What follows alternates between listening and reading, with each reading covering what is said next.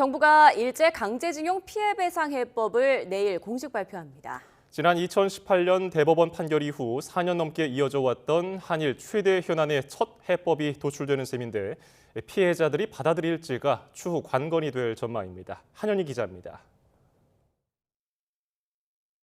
2018년 대법원 판결 이후 한일 관계 최대 현안이었던 일제 강제징용 피해배상 해법을 정부가 공식 발표합니다. 박진 외교부 장관이 우리 정부를 대표해 발표할 예정인데 핵심은 제3자 변제입니다.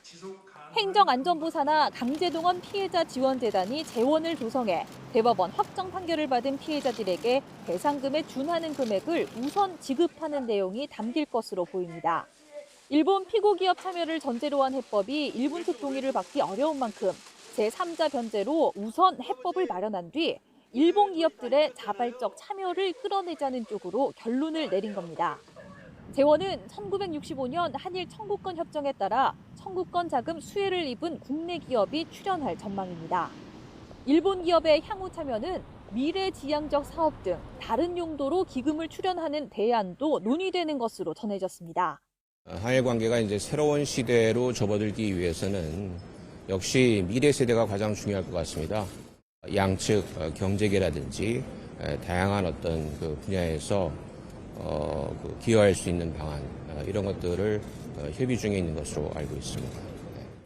정부가 이 같은 강제징용 해법을 발표하면 일본도 역사 반성이 담긴 과거 담화의 계승을 표명할 전망입니다. 기시다 후미오 총리가 과거 식민지 지배에 대해 통절한 반성과 진심 어린 사죄를 표명한 기존 일본 정부의 입장을 계승한다는 방침을 발표할 것으로 보입니다. 이번 발표로 4년 넘게 끌어온 강제징용 문제가 1차 매듭을 짓게 되지만 피해자 유족이나 단체들이 이 해법을 어떻게 수용할지가 추후 관건이 될 전망입니다.